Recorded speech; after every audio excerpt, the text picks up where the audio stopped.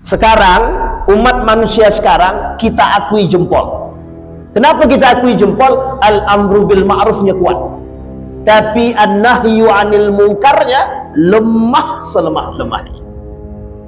Sampai-sampai FPI aja harus digusur karena nggak cocok, karena an-nahyu 'anil munkar. Jadi maunya al-amru bil ma'ruf aja, wa nahyu 'anil munkarnya belakangan gitu. Nggak bisa Pak, ternyata poin ini bersamaan yang harus dipegang oleh umat muslim. Kita coba judul kita malam hari ini, al-amru bil ma'ruf wan nahyu 'anil munkar li taqwimil mujtama. Membentuk karakter, membentuk satu perkumpulan, membentuk satu kelompok masyarakat dengan al-amru bil ma'ruf wan nahyu 'anil munkar. Al-amru bil ma'ruf wan nahyu 'anil munkar. Kita garis bawahi. Al-amru bil ma'ruf artinya adalah mengajak kepada kebaikan. Sementara an-nahyu 'anil munkar menahan diri untuk tidak melakukan kemungkaran. Kata para ulama, ada dua makna dari kalimat yang sederhana an-nahyu 'anil munkar ini. Tapi nanti kita coba lihat dalam makna tafsir tersebut. Malam hari ini saya mengangkat satu judul ini dari kitab Syekh Mutawalli Sya'rawi, guru daripada Ustadz Fajriansah.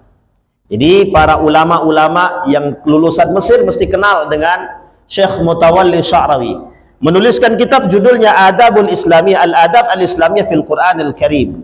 Satu di antara poinnya adalah al-amru bil ma'ruf wan nahyu 'anil munkar fi taqwimil mujtama. Dalam membangun karakter masyarakat yang baik butuh dua hal yang disebut dengan al-amru bil ma'ruf wan nahyu 'anil munkar.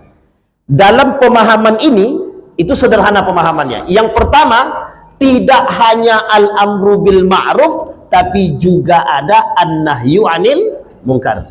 Ini sebagian kalimat sudah pernah saya sampaikan di sini.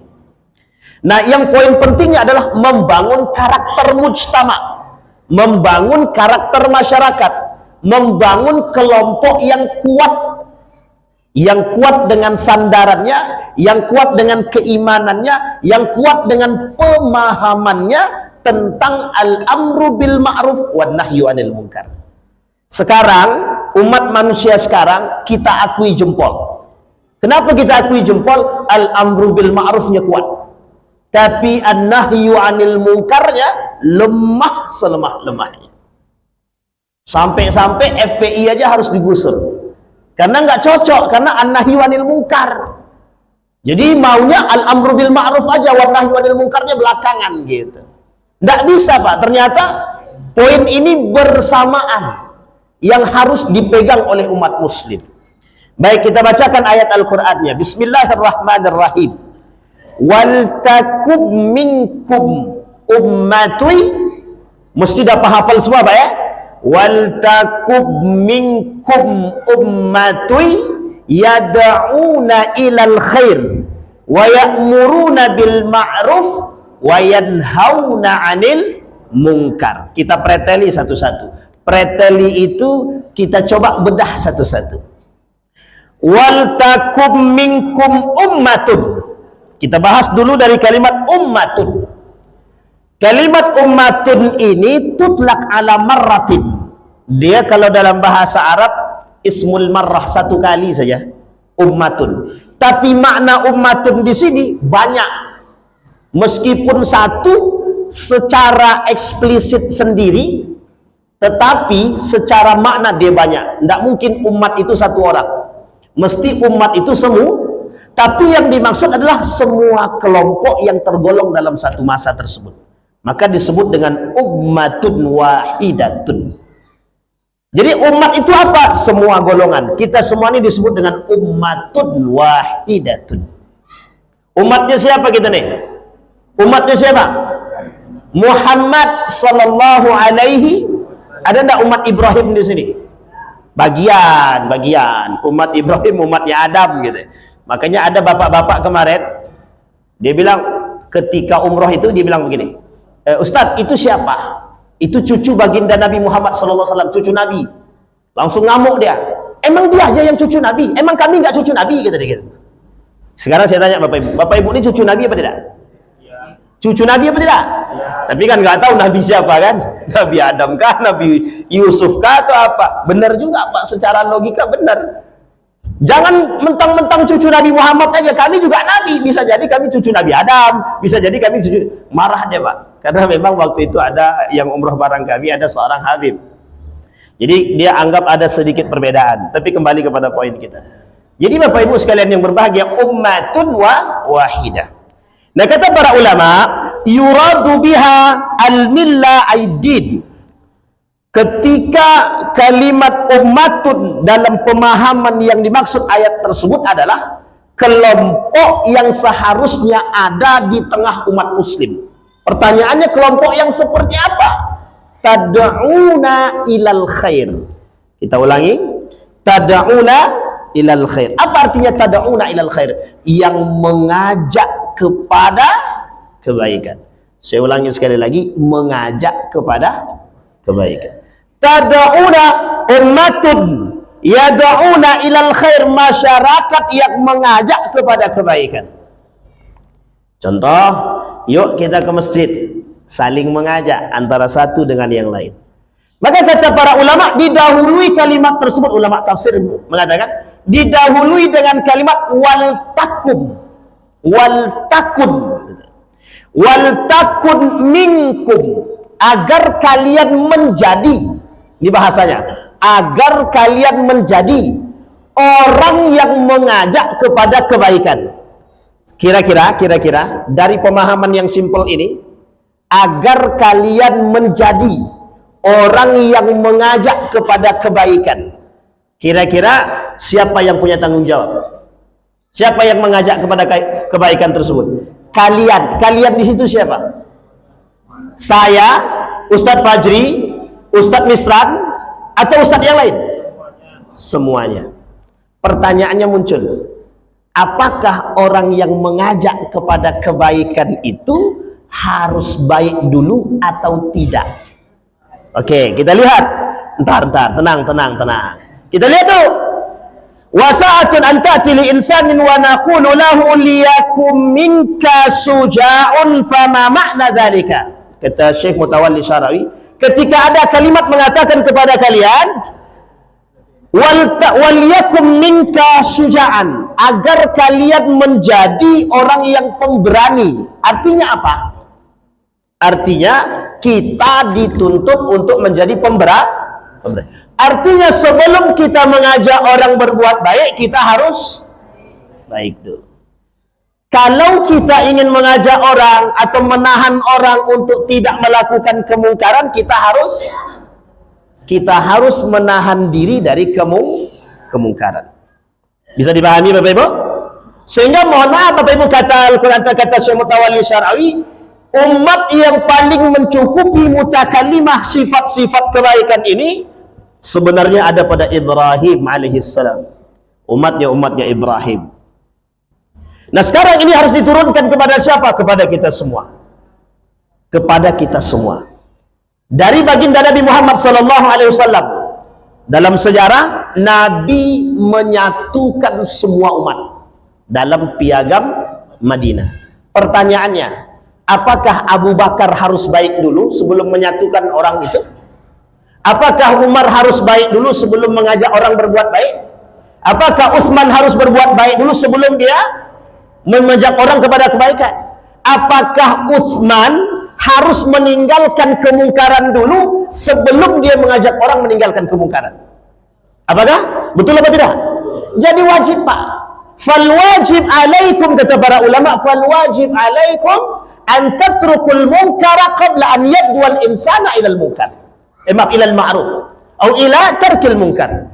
Kalian harus meninggalkan kemungkaran sebelum mengajak orang untuk meninggalkan kemungkaran itu sendiri. Sekarang kita lihat, apa hukum mengajak orang kepada kebaikan? Wa mal hukmu ad-da'wah ilal khair? Wa mal hukmu ad-da'wah lin-nasi ilal khair? Apa hukum mengajak manusia kepada kebaikan? Kata Syekh Mutawalli Sya'rawi, merujuk kepada makna tersebut wajib. Sekarang saya tanya Bapak Ibu, jawabnya harus jujur.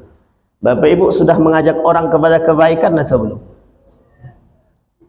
Kok tadi semangat hilang suaranya? Bapak Ibu sudah ngajak orang kepada kebaikan belum? Ada yang ngajak sholat tadi? Ada yang ngajak sedekah? Ada yang ngajak puasa? Oh, sempurna. Cuma ada di jamaah Musola Hidayah saja. Musola apa? Hidayah, benar. InsyaAllah Al-Hidayah. Tapi pertanyaannya adalah itu baru pada aspek khairnya, ma'rufnya. Ntar masih ada aspek yang lain. Dan 2 poin itu kata. Maka kata Syekh Mutawalli Sya'rawi, "Wal takum minkum ummatun yad'una khilal khair." Sebelum kalian mengajak orang kepada kebaikan, Anda harus lebih baik dulu. Kenapa demikian? Kabura maqtan 'indallahi an taqulu ma la taf'alun. Khawatir Anda terjebak dalam pemahaman Anda mengajak orang berbuat kebaikan sementara Anda tidak melakukan kebaikan. Anda mencegah orang kepada kemungkaran. Bro, jangan minum khamar. Ente minum khamar. Meskipun tidak khamar tapi tua. Ente melarang orang main riba tapi ente pakai riba. Ente melarang orang berbuat zalim tapi ente mohon maaf ngambil hak orang. Tidak ada yang korupsi tapi dia korupsi. Sama Pak. Ini pernah kejadian. Ada salah seorang ambasador koruptor, ambasador korupsi. Rupanya dia pula yang korupsi. Dia ambasador Pak, maksudnya ambasador itu menjadi orang yang menyampaikan syiar, fotonya dipajang, tidak boleh korupsi, jangan ada korupsi. Rupanya dia tersandung korupsi. Masih ingat kasus itu? Masih ingat Bapak Ibu siapa orangnya? Tidak usah disebutkan. Kalau sebut bahaya tuh. Nah, baik. Antakunu jami'an ummatun tad'u ilal khair. Kalimat ummatun tadi, semua umat manusia ini, orang-orang baik ini harus mengajak orang lain kepada kebaikan. Bapak Ibu tahu apa esensi makna tersebut? Esensinya begini. Kalau cuma satu orang yang mengajak kepada kebaikan, berarti yang baik cuma satu orang. Kalau cuma yang mengajak kebaikan itu cuma satu orang, berarti yang baik itu cuma. Karena sesungguhnya esensi kebaikan itu adalah mengajak kepada kebaikan, kata Syekh Mutawalli Sya'rawi. Dia bisa dikatakan baik kalau dia ngajak orang berbuat baik. Kalau dia tak berani ngajak orang berbuat baik, dia belum baik. Ada ndak orang yang baiknya personal aja Pak Ustaz? Kalau dia tidak perhatian kepada orang, kata Syekh Mutawalli Sya'rawi, itu tidak baik dia. Makanya pemahamannya begitu. Jadi tidak bisa dikatakan baik kalau tidak mengajak kepada kebaikan. Nah, ini poin pentingnya di situ dan beratnya di situ. Sehingga kemudian kata wa ba'dul ulama yara anna hadzal qaul, sebagian para ulama melihat maknanya adalah antakunu minkum jama'atun ya'muruna bil ma'ruf wa yanha 'anil munkar. Kalian semua umat-umat yang mengajak kepada kebaikan, dua hal. Kebaikan itu dua hal. Satu, al-amru bil ma'ruf, yang kedua an-nahyu 'anil munkar. Apa maksud al-amru bil ma'ruf? Anda memerintahkan orang untuk melakukan al-amru bil ma'ruf, perbuatan-perbuatan yang ma'ruf. Apa perbuatan yang ma'ruf itu? Akhlakul karim. Sekarang Bapak Ibu mesti sudah banyak membahas tentang akhlak-akhlak. Dari hadis Nabi, dari contoh Nabi, dari sirah nabawiyah, mesti banyak Pak. Dan kita ambil daripada cerita para sahabat akhlakul karimah. Nabi sidik, amanah, tabligh fatanah. Nabi orangnya jujur. Nabi lemah lembut, latif fil kalam. Pertanyaannya, apakah kita sudah selembut Nabi? Kan belum. Apa kita sudah sejujur Nabi? Belum. Pertanyaannya adalah yang dicari Allah itu prosesnya atau hasilnya? Jadi Bapak Ibu dalam ayat ini menggunakan kalimatnya fi'lun mudhari'un, artinya selalu berproses untuk menjadi lebih. Kalau kalimat itu digunakan oleh Allah dalam Al-Quran, kalimat madid, kunta khaira, engkau telah menjadi orang baik, mesti ada kemungkinan berpotensi dia untuk tidak. Berarti dulu nggak baik dia, atau dulu dia baik sekarang tidak. Maka digunakan kalimat untuk mengajak terus. Jangan pernah berhenti mengajak orang berbuat baik, terkhusus bagi dirimu sendiri. Jangan pernah berhenti menjadi manusia yang melakukan kebaikan. Itu kata para ulama. Maka kata para ulama lagi, balil wajib kata Syekh Mutawalli Syari'u, balil wajib an takunu ummatun al-muslimina kulluha. Wajib bagi setiap umat manusia, semua umat, amiratun bil ma'ruf, memerintahkan setiap orang untuk melakukan kebaikan, wa nahiyatun anil munkar, dan mencegah daripada perbuatan keji dan mungkar. Faman ya'rifu hukman minal ahkam alaihi an ya'mur bih. Barang siapa yang mempelajari ilmu agama dan paham dia hukum agama, wajib mengajak orang berbuat baik. Al-amru, memerintahkan orang melakukan kebaikan dan meninggalkan kemungkaran. Pertanyaan muncul kepada kita, seberapa kuat dan seberapa sering kita mengajak orang kepada kebaikan? Al-amru bil ma'ruf, memerintahkan orang kepada kebaikan, adalah satu perbuatan yang ma'ruf, yang baik. Pertanyaannya adalah muncul, apakah pantas aku mengajak orang kepada kebaikan sementara aku tidak baik? Betul apa tak betul? Baik, kita kulas Pak, kita kulas. Wala naqulu bidzalik, jangan sampai kita mengatakan demikian. Kalau kita mengatakan aku tak pantas Ustaz mengajak dia kepada ke masjid sementara aku jarak kadang masjid kadang tidak. Ini kita kembalikan Pak. Kalau semua orang berpikir demikian, maka tidak ada yang mengajak orang ke masjid. Kalau semua orang di antara kita ini, aku tak pantas ngajak dia sedekah Pak Ustaz, karena aku sendiri kadang sedekah kadang tidak. Masih mending kadang sedekah kadang tidak daripada tidak sedekah sama sekali. Bisa dipahami Pak ya? Sekarang saya tanya lagi, apa hukum menasehati orang? Hukum menasehati orang, al-amru bil ma'ruf, bagian daripada kebaikan. Kembali lagi kepada kita Pak, seberapa sering kita menasehati orang? Aku tak pantas menasehati orang Pak Ustaz, karena aku sendiri tak baik. Kalau ini yang kita sebut Bapak Ibu, mohon maaf, sampai kapan kita akan menasehati orang? Tidak pernah Pak. Faman ya'rifuddin, barang siapa yang mengetahui agama, wajib bagi dia menasehati orang. Bapak Ibu, sudah berapa tahun ada kajian di musola nih? Bertahun-tahun. Pertanyaannya adalah, apakah pantas Bapak Ibu memberikan nasihat kepada orang yang melakukan kesalahan? Jangan ukur pantas tidak pantas ya Pak. Faman ya'rifuddin walam yunassih ghairahu. Orang yang sudah belajar agama tapi tidak menasihati orang yang salah dalam beragama, maka hukumnya dosa. Khawatir tak kita sekarang? Maka Bapak Ibu mohon maaf, kenapa kemungkaran, kemaksiatan merajalela? Karena kita semua dan mengatakan kami belum pantas menasehati. Itulah dampaknya. Akhirnya mohon maaf, kemaksiatan merajalela, zina oke, riba jalan, minuman khamar terus berlanjut, koruptor apa tak lagi, suap makin merajalela. Sekarang bersiaplah untuk menerima kenyataan atau fakta daripada dunia. Kita bersiap, harus bersiap menghadapi kenyataan. Karena siapa pelakunya? Kita. Karena kita pelaku orang yang tidak berani memberikan nasihat kepada pelaku kemaksiatan. Sehingga Nabi bilang dalam hadisnya, kelak di akhir zaman semua orang akan diam dengan melihat kemungkaran. Kenapa mereka diam? Karena mereka mengatakan, kalau kami mengatakan kepada mereka, menasehati mereka, kalau kami mengatakan kepada mereka tinggalkan kemungkaran, mereka akan mengatakan kepada kami, siapa Anda? Ulama mengatakan demikian. Prediksi itu terjadi. Sehingga hari ini rasa kita untuk menasehati orang sangat rendah sekali. Kita orang-orang yang acuh terhadap saudara. Sehingga tak salah Padahal Bapak Ibu, Nabi bilang begini dalam hadisnya, ad-din an-nasihah.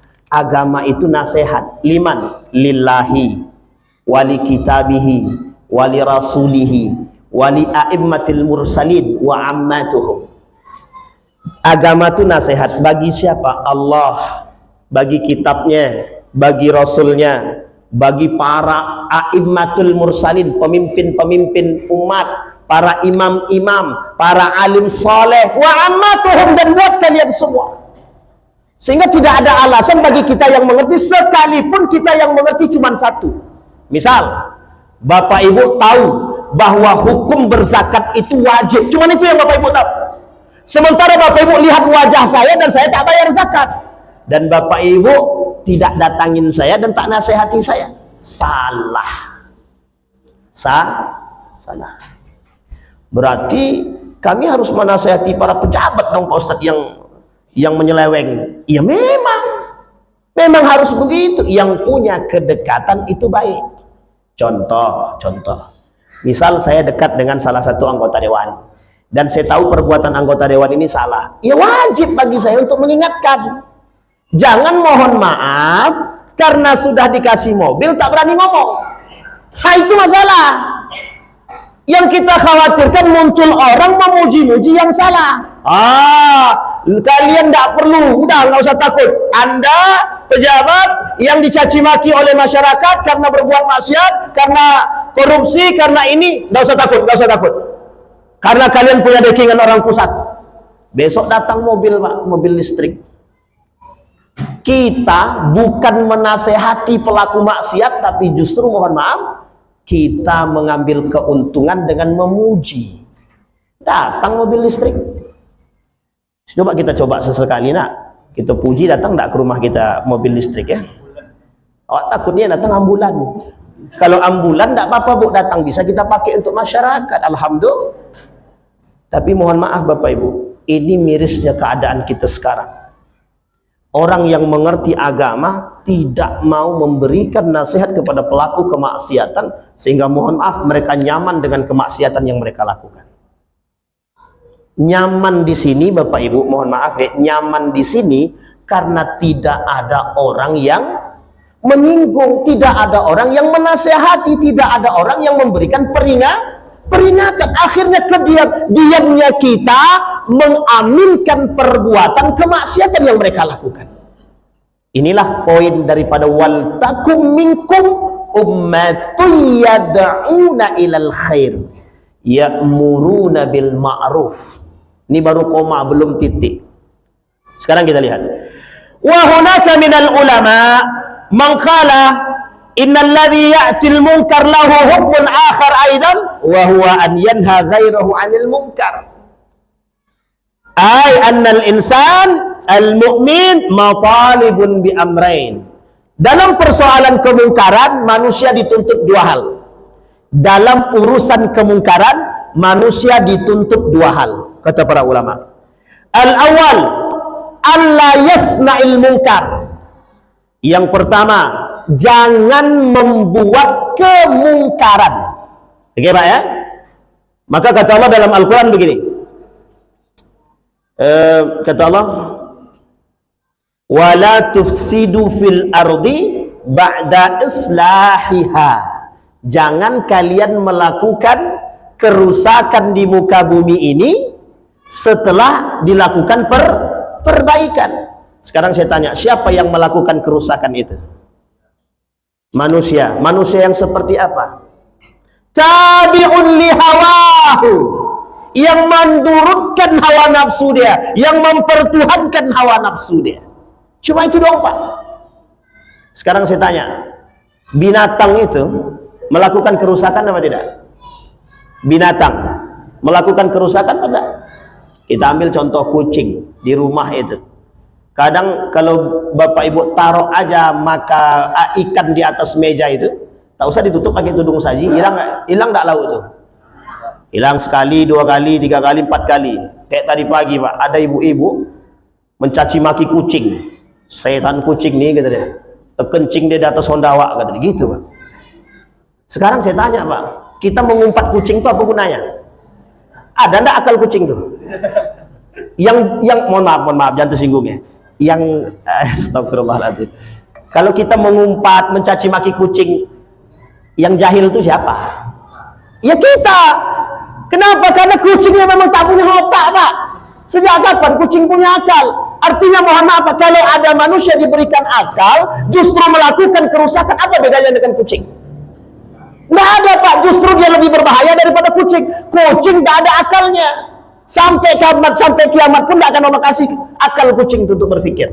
Tapi manusia dikasih akal untuk berpikir. Ini yang disebut Allah dalam Al-Quran. Balhum adal. Tapi mereka lebih berbahaya daripada binatang. Kenapa? Ada dua hal, Pak. Satu, akalnya tidak digunakan. Dua, hawa nafsunya diperturutkan. Jadi, Pak, lebih berbahaya daripada binatang. Binatang berbuat karena tidak punya otak. Manusia berbuat, mohon maaf, turutan hawa nafsu yang kemudian merendahkan akal dan iman. Na'udzubillahi tsumma na'udzubillah. Wal takum minkum ummati yad'una ilal khair ya'muruna bil ma'ruf wa yanhauna 'anil. Sekarang kita lihat. Yang pertama kata para ulama yang dituntut dari kita umat itu, satu, alla yasna'il munkar. Jangan melakukan kemungkaran. Makanya saya tanya, siapa orang yang melakukan kemungkaran itu? Yang memperturutkan hawa nafsu. Orang yang dendam, orang yang sakit hati, orang yang tidak puas, orang yang dengki, orang yang iri hati, orang yang hasad, orang yang hasut sama, orang yang suka gibah sama tuh. Kan poinnya sama semua.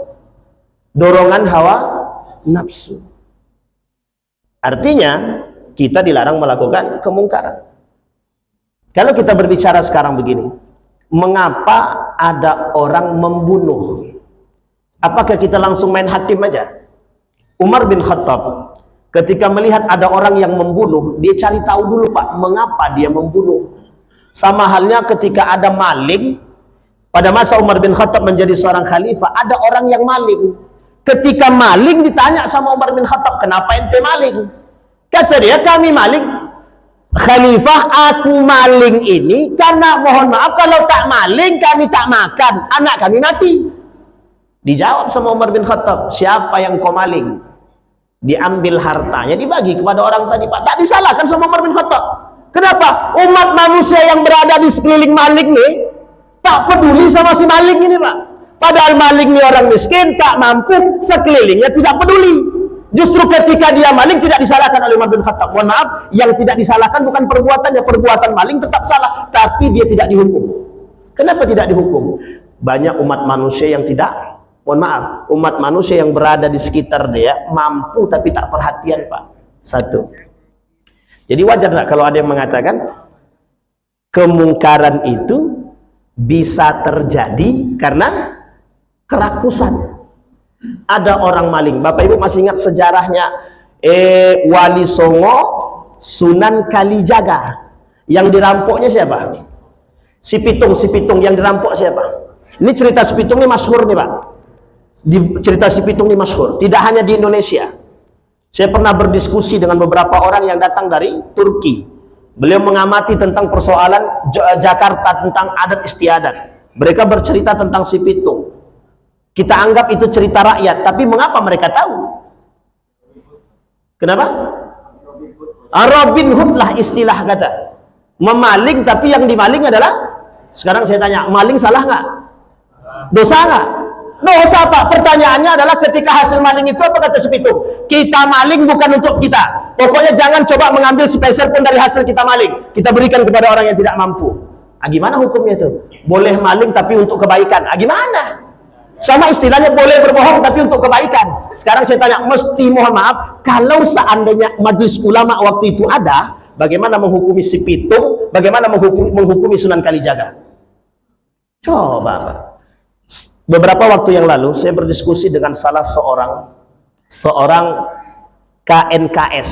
Saya tidak tahu kepanjangan, saya lupa. KNKS ini di bawah kementerian itu kalau tidak salah saya. SD Syariah. Jadi apa kata beliau?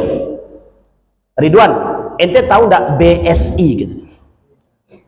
Ya tersebut namanya, sorry ya, Bank Syariah Indonesia kata dia.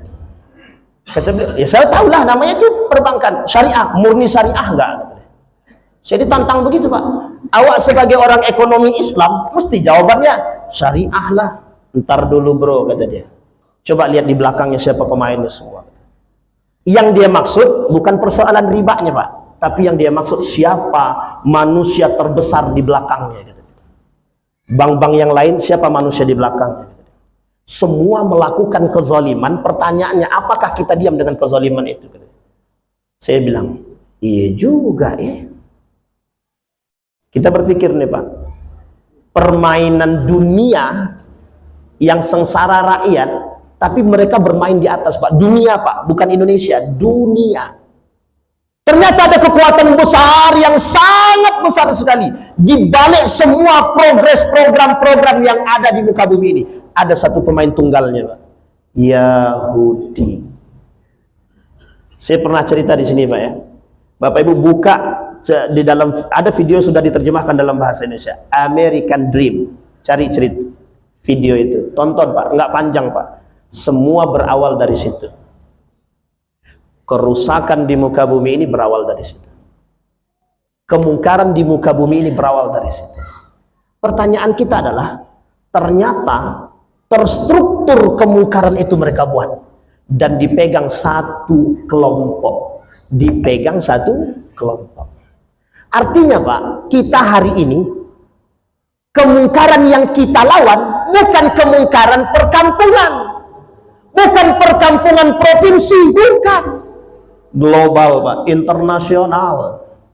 Makanya istilah guru saya, riba yang kita tampung sekarang nih bukan riba biasa, riba internasional, namanya riba global. Ini istilah tadi. Makanya kalau ada orang yang mengatakan bank syariah itu tidak 100% syariah, tapi Bapak Ibu, saya lurusin dulu sebelum Bapak Ibu salah paham.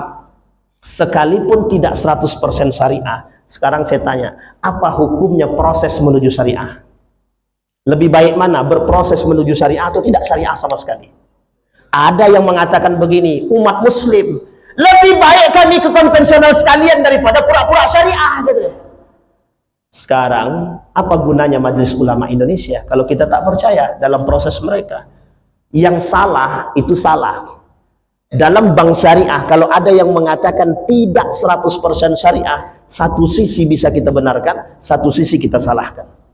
Orang yang proses berhijrah menuju kebaikan, itu mesti ada prosesnya Pak, yang harus diapresiasi. Pertanyaannya, kalau kita tidak syariah sama sekali, dari 100 itu, kalau kita cuma syariahnya 80%, lebih baik daripada tidak sama sekali. Bisa dipahami Bapak Ibu ya?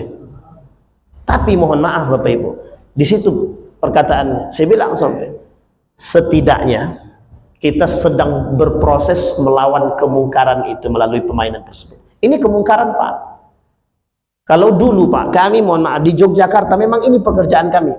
Keliling saya Pak dari satu kampus ke kampus, ekonom Rabbani, kami keliling Pak satu kampus ke kampus. Hanya untuk mengatakan pemikiran ini loh, perang pemikiran kita sekarang dalam bidang ekonomi kita sekarang sedang digini. Semua kita kasih tahu Pak, mahasiswa kita kasih tahu. Biar mereka berpikir. Coba Bapak Ibu bayangkan, pedagang kaki lima sekarang hidup apa mati? Pedagang kaki lima sekarang hidup atau mati? Ngos-ngosan Pak, empot-empotan. Yang hidup siapa?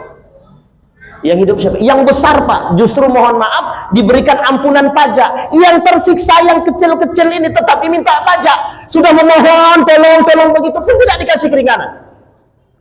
Inilah permainan global yang kita maksud. Ini kemungkaran yang jelas dan nyata yang berada di tengah. Sekarang saya tanya Bapak Ibu, mereka yang melakukan kemungkaran dan kerusakan ini siapa? Manusia kah? Manusia. Muslimkah? Kafir. Pertanyaannya, adakah muslim yang mengambil kesempatan di balik kehancuran itu? Ada. Siapa mereka? Munafik. Orang muslim yang memanfaatkan ketersiksaan umat muslim dari kemungkaran tersebut. Mereka ikut andil dalam urusan kemungkaran. Yang disebut oleh para ulama, alla yasna'il mungkar. Seharusnya dia tak melakukan kemungkaran itu. Yang kedua, kata Syekh Mutawalli Sya'rawi, ayyanha 'anil munkar. Satu, kita dituntut tidak boleh melakukan kemungkaran dan kerusakan. Yang kedua, kita dituntut untuk mencegah kemungkaran. Saya yakin yang kedua lebih berat daripada yang pertama. Mungkin kita bisa meninggalkan kemungkaran. Kira-kira meninggalkan kemungkaran, contoh meninggalkan judi bisa nggak? Nggak ada pemain judi di sini, Ustaz. Berarti kami berhasil meninggalkan. Pertanyaannya yang kedua, bisa nggak mencegah pemain orang-orang yang main batu domino itu? Di depan mata orang main batu domino, kami nggak judi, kami cuma jongkok aja. Sama aja, Pak. Kami nggak judi, Ustaz, cuma 100 rupiah aja. Bisa nggak kita katakan haram? Datang Bapak Ibu situ, judi haram. Kira-kira ngapain tuh? Berkelahi atau tidak? Berkelahi kan? Tapi kan ada yang disebut dengan strategi dakwah. Ini yang harus dipahami oleh semua umat, bukan hanya kami, tapi Bapak Ibu juga. Kadang-kadang lewat lisan Bapak Ibu mereka lebih tersentuh ketimbang lewat lisannya Ustadz. Lisan Ustadz itu pedih, Pak. Kami tak bisa terima. Tiba-tiba datang jemaah tabligh. 1 kali ditempeleng, 2 kali ditinjak, yang 4, pokok sampai habis mukanya kena ijak aja. Yang kesekian kali dia kata, ayo kita ke masjid. Tapi besok jangan datang ke rumah kami lagi. Jangan datang ke sini lagi. Sekali dia datang, masuk ke masjid, besoknya nggak mau keluar dari masjid. Ada orang lebih tersentuh dengan cara begitu. Disinilah Pak, kenapa model dakwah itu penting. Ada orang yang bisa tersentuh melalui, mohon maaf, ketegasan. Ada orang bisa tersentuh dengan kelembutan. Artinya, kita harus berbagi. Bisa jadi ada orang dengan ketegasannya mental sama orang lain, Pak. Tapi ada orang dengan kelembutan sikapnya seperti baginda Nabi Muhammad SAW. Orang buta Yahudi dan orang-orang Yahudi yang lain bisa takluk di hadapan Nabi hanya karena kelembutan Nabi. Bisa jadi Bapak Ibu lebih lembut daripada kami. Dan bisa jadi Bapak Ibu lebih bisa diterima. Ustadz, suami saya ini Ustadz, pokoknya main judi aja Ustaz. Lah aku bilang Ustaz, jangan main judi bang, dosa tu bang, dosa tu bang. Nggak mempan Ustaz. Kata dia, aku lebih ngerti agama daripada kamu lagi. Kalau lebih ngerti, nggak mungkin judi dia kan. Mesti itu Pak. Tapi kalimat ini selalu mereka sampaikan. Kenapa? Menganggap diri lebih paham agama. Kenapa? Ada yang disebut dengan merasa lebih daripada yang lain. Tapi kok judi dia? Sehingga mohon maaf, bisa jadi lewat lisan Pak RW atau Pak RT dia lebih tersentuh. Bro, anak istrimu jangan kau kasih makan yang haram. Ngomongnya lembut tapi tegas, nusuk ke dalam. Akhirnya apa? Iya juga ya Pak RT. Tobat dia Pak, bisa nggak? Bisa. Ada juga orang baru tobat setelah Allah kasih ujian, dihancurkan sama Allah semuanya. Aku tobat ya Allah dari riba, aku tobat ya Allah. Ada. Dan ada yang lebih parah lagi. Setelah dikasih ujian, dimatikan semua keluarganya, tinggal dia sendiri, baru dia tobat. Ada. Saya kasih contoh satu orang. Ada satu kawan saya, abang dia nih, tatonya preman, pokok preman banget, terkenal lah. Di kampung itu terkenal preman. Dinas adiknya, tiga adiknya dalam pesantren semua. Yang satu diantaranya pondok pesantren, itu pun tidak mampu menasihati. Dinasihatin, nggak mempan Pak. Disayatan adik yang kedua nggak mempan Pak, dinasihati dengan yang ketiga nggak mempan juga Pak. Wafat ibunya, hari ini ibunya wafat, besoknya dia pergi ke rumah tahfiz Pak. Hari ini ibunya wafat, menyesal dia, pergi dia ke rumah tahfiz, dia hafal Quran. Sekarang pemegang 7 sanad di tanah Jawa Pak. 7 sanad, hafal Quran 30 juz. Preman Pak. Artinya dari lisan siapa? Artinya Allah sentuh dia dengan cara yang lain. Tapi apakah lisan Ustadz yang menyampaikan? Bukan Pak, itu yang disebut dengan wal takum minkum. Anda sebelum mengajak orang kepada kebaikan, Anda perlu baik. Sehingga mohon maaf, Nabi baik dulu Pak, baru dia ngajak orang. Sehingga kita di dalam rumah tangga, sebagai kepala rumah tangga, sholat dulu baru ngajak anak sholat. Ini kita ngajak anak sholat, nak bapak aja ndak sholat, apa mau kami sholat? Memang bapak tahu berapa rakaat sholat subuh? Tahu lah nak berapa Pak? 3 rakaat. Astagfirullahaladzim. Bapak ibu boleh tertawa, tapi cerita ini fakta. Dan saya sampaikan ini cerita, ini fakta. Saya tak pernah sampaikan tidak, Pak. Bayangkan, Pak, dengan PD-nya dia bilang sama anaknya sholat subuh 3 rakaat. Itu bapak, Pak. Apa kata anaknya? Ayah, salah ya. Sholat subuh itu 2 rakaat. Tahulah aku lagi. Coba bayangkan. Astagfirullahaladzim. Baik, Pak. Nah, ini yang makanya saya bilang suami istri jangan berkelahi gara-gara perbedaan ya. Tapi kalau perbedaannya sholat subuh 2 rakaat 3 rakaat, berkelahi pun tak masalah tuh, Pak. Kalau ada yang bilang sholat subuh 3 rakaat keras kepala dia, Pak, suruh datang di sini, Pak. Kalau dia katakan wajib 3 rakaat, ini yang sesat kita nih, Pak, sekarang nih. Sampai sini paham, Bapak Ibu ya? Baik. Maka poin yang paling berat itu yang kedua, an-yanha 'anil munkar. Ini, Pak, poin yang paling berat. Apa katanya? Mengajak, menahan orang atau melarang orang lain, diri kita sendiri dan orang lain untuk tidak melakukan kemungkaran. Mencegah itu sulit, Pak. Mencegah itu sulit. Karena itulah antara al-amru bil ma'ruf dan nahyu 'anil munkar ini posisi pahalanya pun berbeda. Kenapa berbeda? Karena yang an-nahyu 'anil munkar ini sedikit sekali yang berbuat, tapi al-amru bil ma'ruf banyak sekali yang bisa buat.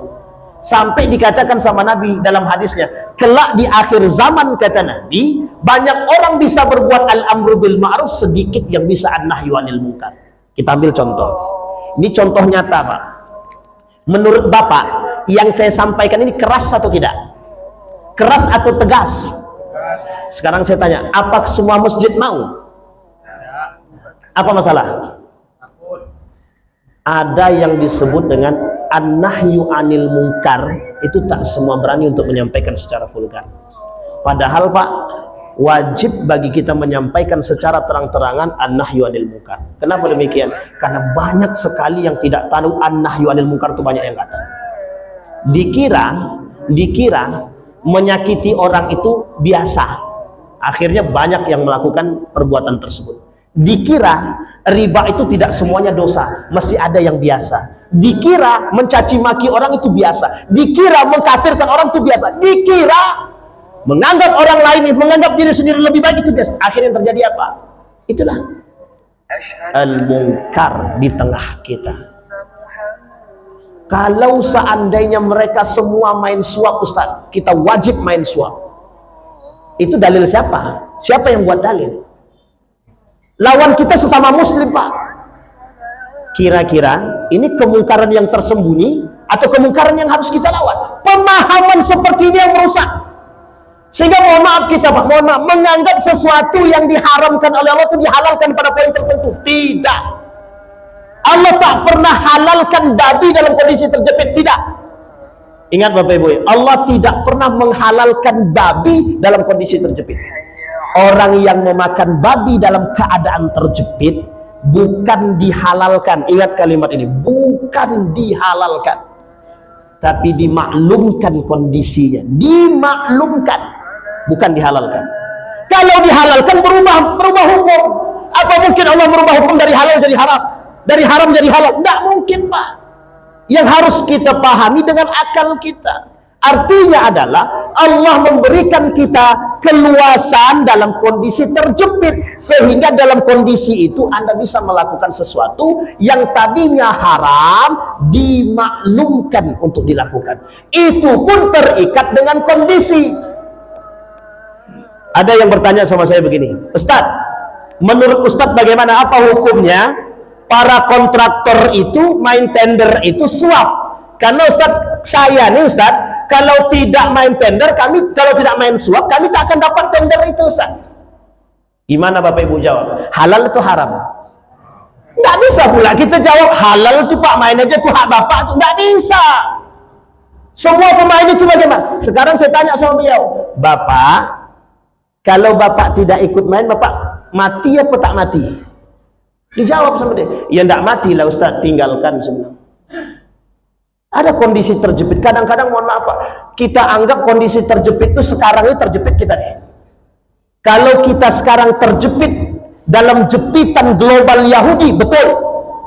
maka kita harus melawan itu. Tapi yang kita lawan harus Yahudi, Pak, bukan Muslim. Ini poin penting kita. Maka Bapak Ibu sekalian yang berbahagia, poin yang tadi kita sampaikan adalah jangan dengan perbuatan yang sederhana tersebut kita justru menghalalkan kemungkaran. Kita harus mencegah.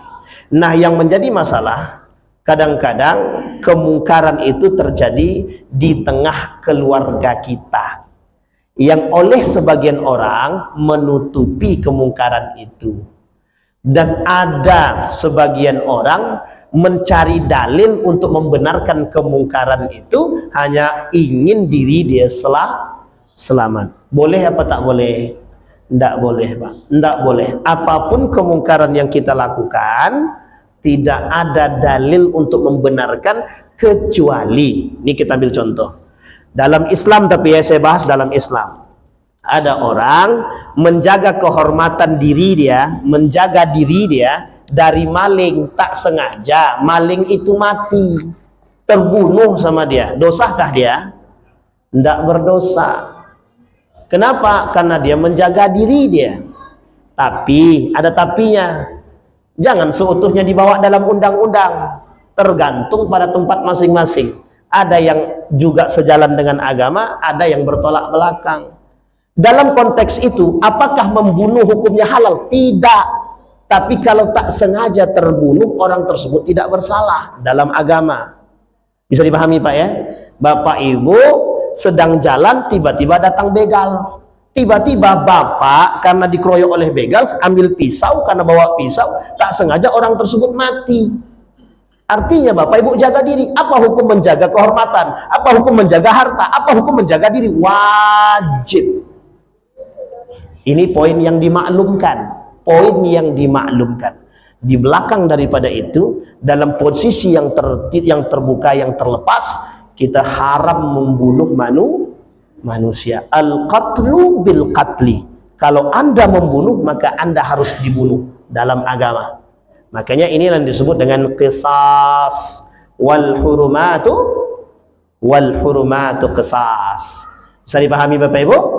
Baik, kita lanjutkan. Kalau kita diberikan umur yang panjang dan kita ketemu lagi, kita lanjutkan pada poin pemahaman tersebut. Mudah-mudahan bisa menambah semangat kita untuk bisa istiqamah dalam mencegah perbuatan keji dan mungkar dengan berbagai macam cara yang kita semua punya cara masing-masing untuk mencegahnya. Bapak Ibu, saya mengajak, jangan sendiri-sendiri, cegahlah kemungkaran itu dengan bersama. Insya Allah kalau bersama kita kuat, Pak. Kalau sendiri-sendiri, jadi nyuruh orang lain mati itu namanya, Pak.